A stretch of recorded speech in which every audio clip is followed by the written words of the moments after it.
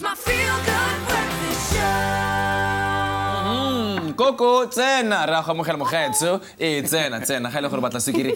Ga rena yone, but what we do have right now is, of course, our medical chat with Dr. Darren Green. We're talking about cervical cancer, a condition that affects 1 in 42 women statistically. And we've got Mapule on the line who has a question to ask. She called us on 0839133728. Mapule, good morning. Morning, doctor. Good morning to you. Yes. What is your question or your comment, Mapule? Oh, I was listening to the cancer cervix, story, because I just needed to know that after performing a total hysterectomy, maybe like a long time years ago, which follow-up test do you have to go? Do you still have to continue doing pap smears? Because I did this, I think in the 90s, because my pap smear results had abnormal cells. Then the gynecologist advised for me to go for a total hysterectomy. But ever since then, I've never been to any pap smear. That's why I want to know, how do you follow up anyway, except for the mammogram, which I do every year. How do you follow up? Because is there a chance again of getting it? I don't know. I know I've done a total hysterectomy. I just need a clarity, doctor. Okay. Yes, and a great question. Thank you so much for that question. So, yes, the recommendation definitely is that you continue for your routine gynae follow-up, which would still have a look at the skin, atypical skin cells and so forth, even despite having that. And that would include, obviously, your routine pap smear, but also other forms of a systemic examination, where your gynae takes a decent history of your history, looks at your hormone profiles and secondary systemic hormonal effects. In other words, the sex hormones or the gonadic hormones affect other parts of your body, like hair pattern growth, like, for example, your skin conditions, looking for the association at the stage of your life with things like menopause, for example, brings then a risk of other cancers. Having cervical cancer, obviously, does put you at risk for developing other types of cancers as well. Remembering also that if you've treated the cervical cancer, HPV can still cause other cancers. So remember, I mentioned vulvovaginal cancers, I mentioned anorectal cancers, and then I've also mentioned throat, mouth and oral cancers as well. So certainly routine follow-up would be indicated in this case. For anybody that's just joined this conversation, how does one get screened once again for cervical cancer, and also just how often should it be done? I think this is the one thing that we need to continue letting people know, that you have to get screened. Indeed. So I think because it lurks and you don't know you've got it, exactly, you need to take responsibility and remember that your pap smears need to be done from the age of 21 onwards. You should look at three yearly intervals of your pap smear. Obviously, when you go into the menopausal stage, you might need an annual pap smear. And then, of course, we need to look at warning signs of skin changes on the genital areas, on the vulvovaginal areas, etc. Things like genital warts are a big association with the human papilloma virus. So don't just assume that it's just a bump or a pimple that's going to go away. If it's persistent and it's something that you're there and you're not sure about, rather ask someone that's seen 50,000 of those before. In confidence, and let them guide you. I want to ask you about this question because you said that you can get HPV through sexual contact, of course, sexual intercourse.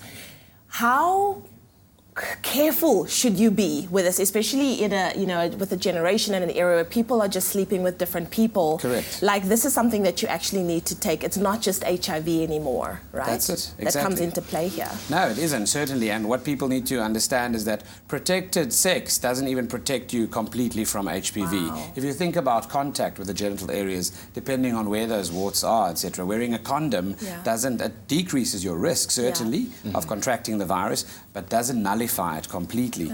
So you need to be aware and mindful of your sexual practices. Your partners, for example, look at the vaccination schedule. Take responsibility of actually asking that responsibly without having to feel bad from your partner. Have you been vaccinated? Wow. Have you ever been treated for genital warts and so forth? Because our journey together can be a long, fruitful one if we know that about each other and we know where we're going. Absolutely. Wow. Let's take a caller right now. Yes, 0839133728. Sahima calling us from Durban. Good morning. Good morning. How are you? Very well, thank you for the call. What is your question or your comment to the doctor? Okay. I would like to find out. My mom had a home birth and an ovary collapse about 20 years back. Wow. And about 2 years ago, she passed away with brain tumor. Is cancer genetic? My mom-in-law also passed away with third stage of cancer. So, What was the is comment? it genetic? And me or my kids, either one of us get it? Yes. Thank you very much Thank for you that for that question. question. So Doctor. the type of cancer Yeah. mom passed away from was? Is it ovarian? She had a brain Brain tumor. tumor, Yeah. yes, yes. Yeah, so many cancers have a genetic predisposition, and obviously for us, we need to know that certain ones have a proven link. You know, obviously there's a strong association of breast cancer that runs in families as well, but actually more are actually not related genetically, and people don't know that. So what it is actually, your body has a predisposition to respond to certain stimulants or certain triggers in the environment. Things like taking the oral contraceptive pill, hormone replacement therapy, and those trigger certain genes, and some people have genes that are then obviously vulnerable or exposed to then cause atypical cell growth, no matter where it is. It could be the ovary or the breast, etc. So certainly when she speaks of a brain tumor, one wants to know, is that a primary brain tumor as such?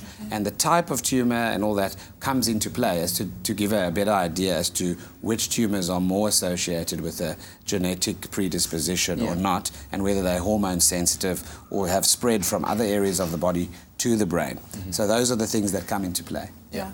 So, Dr. Darren, we know that you're going to be going out of the country for a while. So, as we Yes, bring indeed. Women's Month to a close, what are some of your last remaining messages regarding health to women out there in South Africa? No, it's been a busy month for women. I think, firstly, we need to realize that women are valuable in our society. They are to be cherished, they are to be appreciated. And I think to prolong their lives and to help them do that, we need to give them time to do that. If your mom is not looking after herself and not going for regular gynae checkups because she's afraid of the doctor and the pap smear, encourage her and say, I had this talk and I heard this about cervix cancer, and I want you to be around to witness your grandchildren. I want you to do that. If your girlfriend is scared of going, speak to her about it and tell her that you want a long, fruitful life with her. And I think just getting those conversations out, whether it be mental health, breast cancer, cervix cancer, we need to get them out there and we need to start talking about it. In relationships and partnerships, it can be quite a lot of fun to screen each other and help each other detect early cancers. And I think that's what we need to see it as, more of a fun-filled exercise as well. I love it. It shouldn't be a topic that we shy away from. It's not a taboo topic No, it anymore. isn't. Let's talk about it, Let's start that conversation. That's very important. Thank you so much, Dr. Thank Darren you. Green. Safe travels, sir. Thank you very We'll much. see you again soon. Thank you. Excellent. Oh, we're And going to miss you. And to you at home, thank you very much for those calls, for the questions and the comments. We really do appreciate it. We'll be doing this again, of course, next week, Tuesday. Right now, I think it's about time we get in the kitchen, right? Oh, I'm hungry. I'm hungry. What's going on?